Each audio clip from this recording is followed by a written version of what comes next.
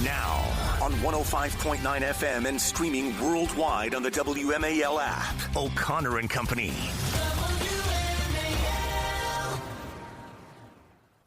It is 7:07 now on this Friday morning in the nation's capital. It's O'Connor and Company. Thanks for tuning in here, Washington, D.C., and everywhere around the country. It's Larry O'Connor alongside Patrice Onwuka. Good Friday to you, Patrice. Good Friday. Good Friday. Friday. She's always happy on Friday, and I don't blame her. I am. Coming up in 30 minutes, we're going to talk to Morgan ORTAGUS. Now, she works in the White House. She's the Deputy Special Presidential Envoy for the Middle East. She works with Ambassador Steve Witkoff. We'll get her impression, or for that matter, the White House's evaluation of President Trump's trip to the Middle East. I have a feeling it's going to be rather positive. Then at 8:05, former Governor of Maryland, Bob Ehrlich, on the financial woes of the state of Maryland. And then at 8:35, Frank Ray, a country music artist, as we honor National Police Week here in Washington, D.C. That's all coming up. But Patrice, right now we're joined by the author and major in the IDF reserves, Doron Spielman. He's got a brand new book called When the Stones Speak, the remarkable story of the city of David and what Israel's enemies don't want you to know. Major Spielman, thanks for joining us this morning in Washington. It's a fantastic pleasure. Thank you for having me on this Good Friday. Well, and I think that your book resonates right now, as you just heard us discuss. We're sort of evaluating the tail end of President Trump's historic trip to the Middle East, where he's visiting all of these Arab nations and coming up with a lot of financial deals. And it seems that his approach to the Middle East right now is, listen, everybody stop killing each other and start focusing on business and commerce and working together for prosperity, and things will be better. And I like that idea. But from your perspective in Israel, is that a little bit naive when you look at the centuries or millennia of history in that region? You know what it is? I think it is, and President Trump is bolder than most leaders, and he's shaking up the Middle East. But imagine walking into a casino and placing 5 bets, throwing the dice, and then when those dice land, if they land on sevens, you're 5,000 miles away, but Israel is still in the casino. Yeah. And there's a lot of bets taking place right now with leaders who not only do they have, to say checkered past is an understatement. I mean, these are verified terrorists. Some of them took part in 9/11. Others took part in al-Nusra. Others worked for al-Qaeda.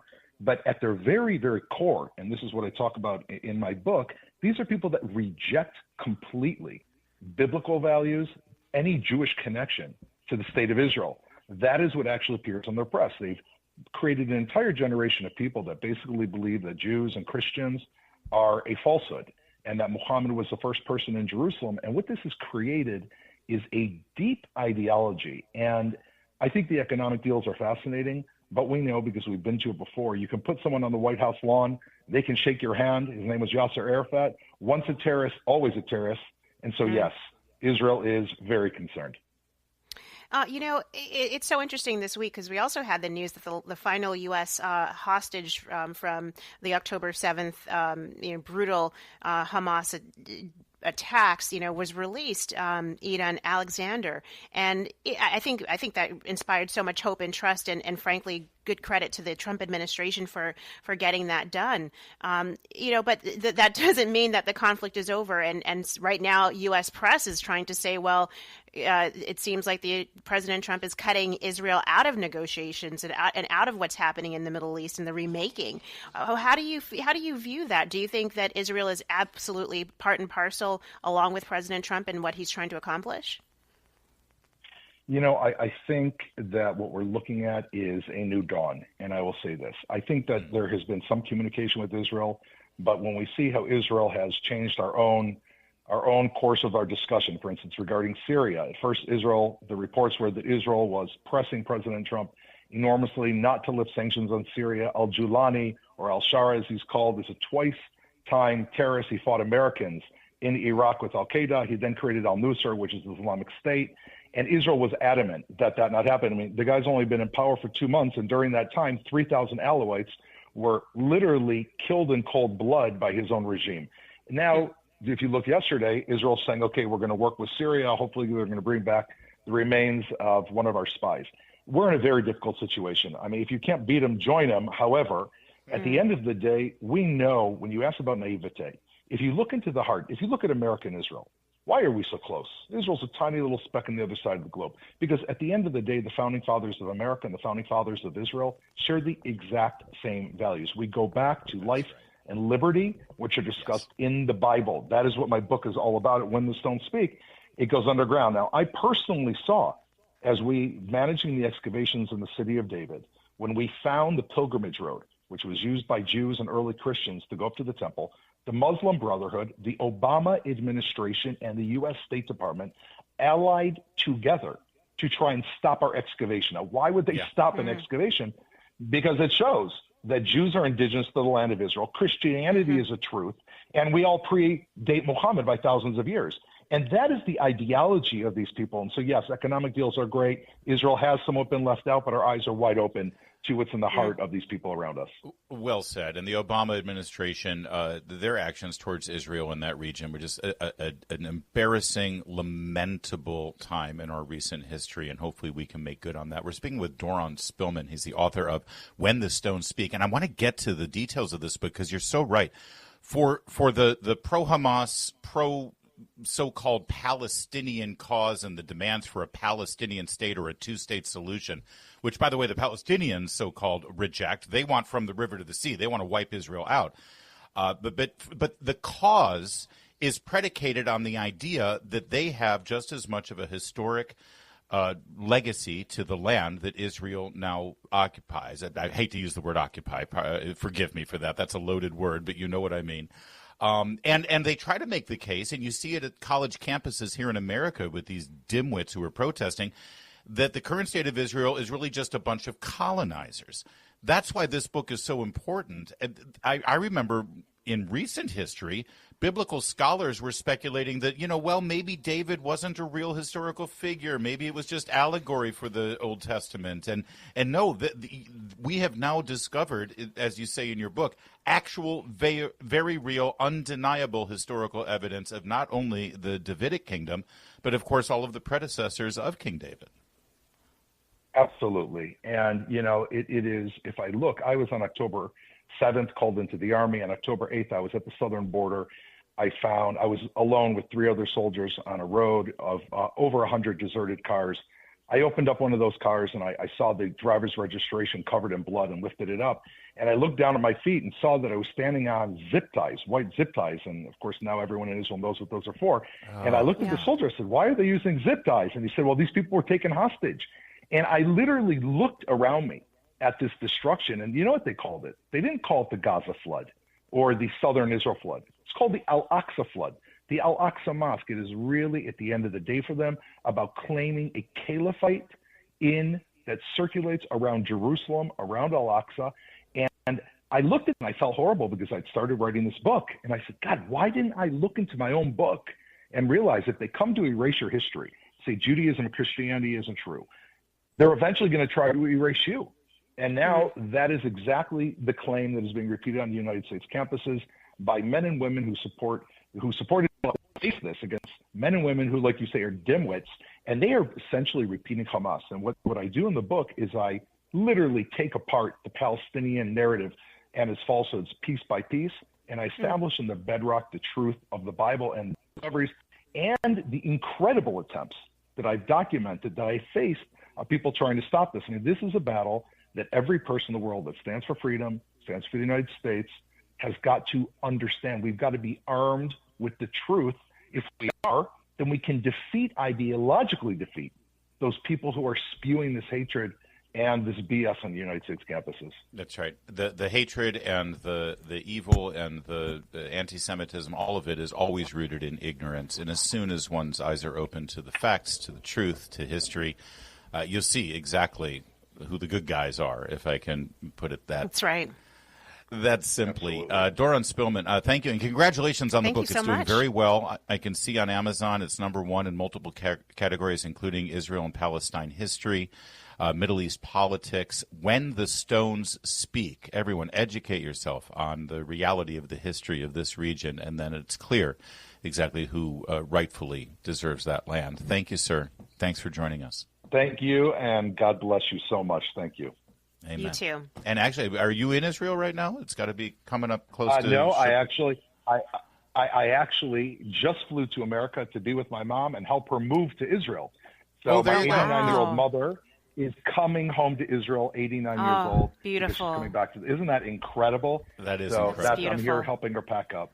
I was going to wish you a Shabbat Shalom, but it's a little early for that. But thanks for joining us. I'll take it anyway. Thank you. A few more hours from Thank now. you both. It is 7:17. WMAL, making sense of the news. Live from the Home Paramount Pest Control Studios. Home Paramount, the leader in pest control since 1939. Patrice Onwuka. Yes. The Democrats continue to scramble on the Jake Tapper book that is sort of forcing them to answer a basic question. Were you lying about Joe Biden's abilities, or are you a moron? That's basically the question. Because if you claim you didn't know what was going on with Joe Biden, it means you don't have eyes or a functioning brain. So the other option is, and also, you knew, Larry, but you lied. if I may just say, also lying that they were close to him when they were talking about how they saw him all the time That's right. they've been with him. So were they lying then, or are they lying now? Of course, the answer is yes to both, because they're lying. But listen, this is coming in, and I got to hand it. It's funny because CNN is all over this because they're trying to help their pal sell books, right? But at a time when Democrats are trying to send the message that Republicans are cutting Medicaid, the only logical thing for an American voter to ask then is, okay, well, why should I believe you when you say that, when you don't even acknowledge the obvious lie that you told about Joe Biden for years and years? And frankly, that's a pretty important lie, the fact that our commander-in-chief and the president of the United States was completely incompetent. Here is Gretchen Whitmer, who had a close working relationship with Joe Biden. You can't deny that, but that's exactly what she did. Cut 15. All right, I want to move to another topic, and that is my colleague's book with Alex Thompson on President Biden's physical and cognitive decline during his time in the White House. You were a co-chair of the Biden-Harris campaign. You stuck with Biden until he dropped out of the race. Given your position in the campaign, what signs of decline did you notice? You know, I've not read the book.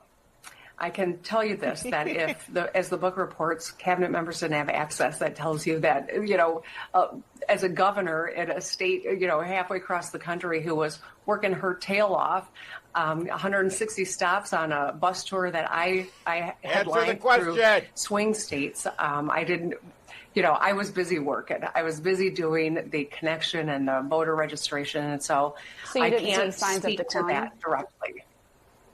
So you didn't see any. I didn't see the president frequently, and I can tell you I can't speak to that directly. There's no reason to believe a word that woman said. There's no reason to believe a word she said. I will give her this. She danced around the topic better than I've seen others. I've seen some of the other prominent Democrats saying, let's turn the page. I'm looking forward. And it totally dismissed the question. So... Wait. So hold on. So the rave review from Patrice Onwuka and Gretchen Whitmer is she's a better liar than Hakeem Jeffries. That's what you're saying. Well, you can translate it that way. I just love the juicy irony that they have to keep addressing this, because they would absolutely rather turn the page, but they can't. Of course they would. They would rather not acknowledge the fact that they lied about a very important constitutional crisis that we were going through. And, by the way, it's worse than their lies. They also said that those of us who were pointing out what was obvious to the world, that we were propagandists and liars and mean-spirited. Right. Here's Jake Sullivan, National Security Advisor, the guy who oversaw Joe Biden's dismal failure. He claims that he never saw anything either. What happened in that debate was a shock to me. I think it was a shock to everybody. And I've made that point before. Just finally, do you think, in retrospect, given everything that's happened, everything we've talked about today, it was a mistake for President Biden to try to run again? One of the things about being National Security Advisor is that you're mercifully insulated from politics and political decisions. He's a dismal liar, and he's a... insulated from politics. This is the guy who engineered the whole 50 intelligence officers claiming the Hunter Biden laptop was Russian disinformation. He is one of the most political figures in this town, and he's lying. He continues to lie. It's outrageous. And by the way, that was at the Politico forum that we referenced earlier when we played Dr. Sebastian Gorka's amazing response. Can I just say something? Listen. Every single reporter, including the authors of this book, Alex Thompson and Jake Tapper, who frame the entire story through the lens of, he should have never decided to run for president again. They're losing sight of something kind of important. Forget about running for president. He was president. He was in charge of our government, the executive branch of our government, and he was the commander-in-chief of our military. And their only concern is, he was not going to be competent to be a candidate. A candidate? What about being the commander-in-chief? And they won't address that. They won't address it at all. All they care about is continuing to hold power for as long as possible. So their focus really wasn't about the health of the country and the safety of the country at the time. It was about the future. The book is called Original Sin, and the sin is letting Trump win. That's all they care about. It's 7:23. Coming up, Morgan Ortagus, President Trump's deputy special presidential envoy to the Middle East, to talk about this week's trip in the Middle East. Stay with us. It's O'Connor and Company at 7:30. WMAL-FM, Woodbridge, Washington, a Cumulus media station. Making sense of the news. News Talk 105.9. News now.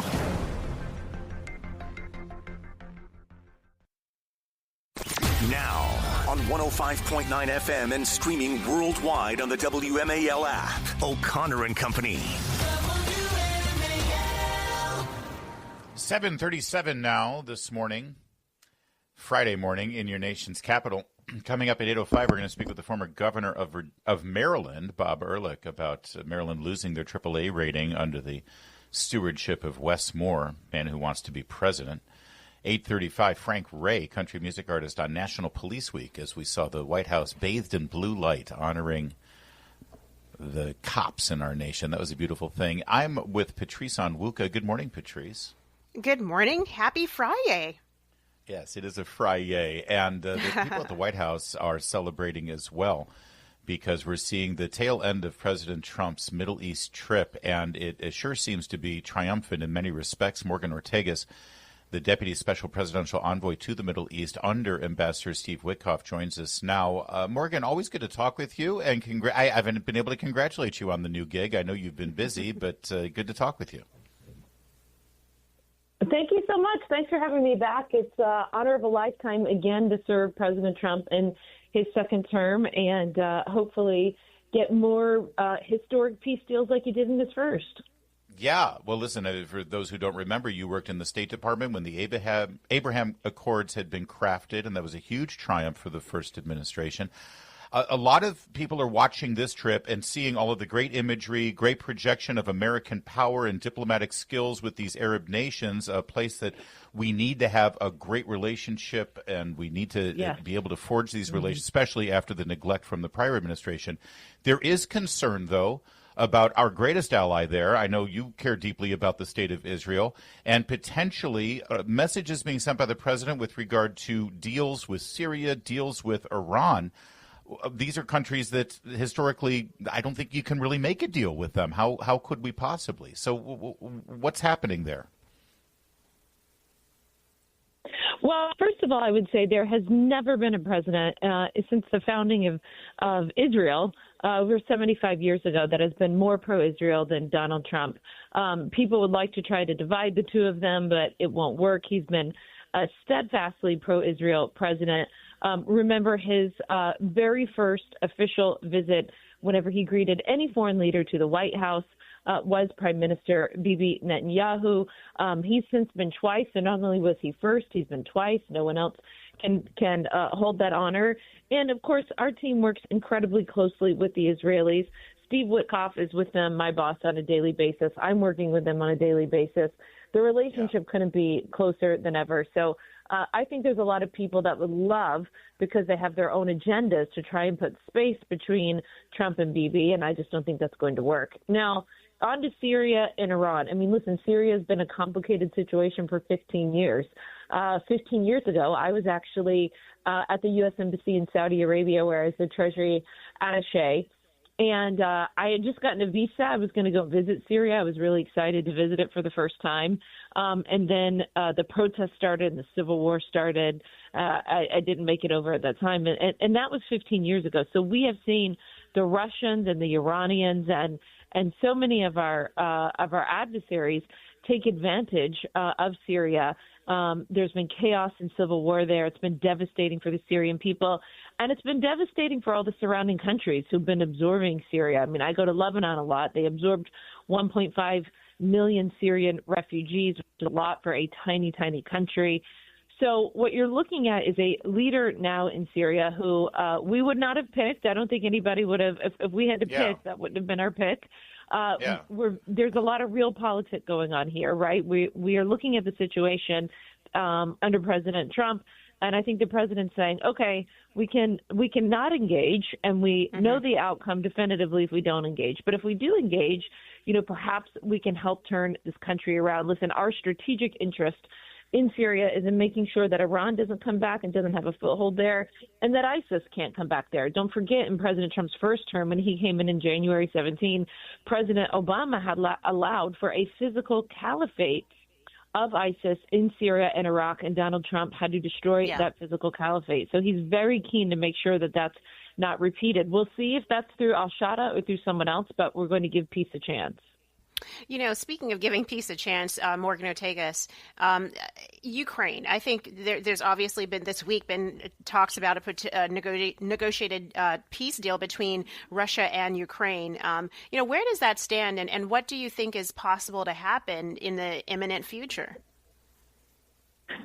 Great question. I don't know what's possible. What I do know is that we inherited hot wars around the Middle East and Europe. In fact, we inherited the worst war in Europe since World War II. It's been awful. It's a war that did not and would not have started under President Trump, and that President Biden and his team and the Europeans let fester for 3 years. So we have been sort of on emergency footing ever since Donald Trump swore in on the 20th, even before, actually, because my boss, Steve Witkoff, was negotiating to get hostages home and to get Americans home from Gaza even before President Trump swore in. So we're trying to do the impossible of what President Biden couldn't do for 3 years, which is to try and end this war and end the needless killing started by Russia in Ukraine. And so, we've been in office a little over 100 days. Less than 6 months. The Biden team took 3 years not to get anything done. So I think give us a minute, and I think we'll get to peace. We're speaking with Morgan ORTAGUS, that I can guarantee you. She participates in Middle East policy there for the White House, and there's a lot of talk right now about the disposition of the Gaza territories and the resolution of the current war. Obviously, as already noted, Hamas is still holding innocent Israelis hostage after the atrocity of October 7th. And American Benjamin bodies. Netanyahu and the military, the Israeli military, they're conducting their military excursions to keep their nation safe. Is there any peaceful resolution that the president can see that involves Hamas continuing to function as an organization? Well, the president's made it clear that Hamas will not govern Gaza.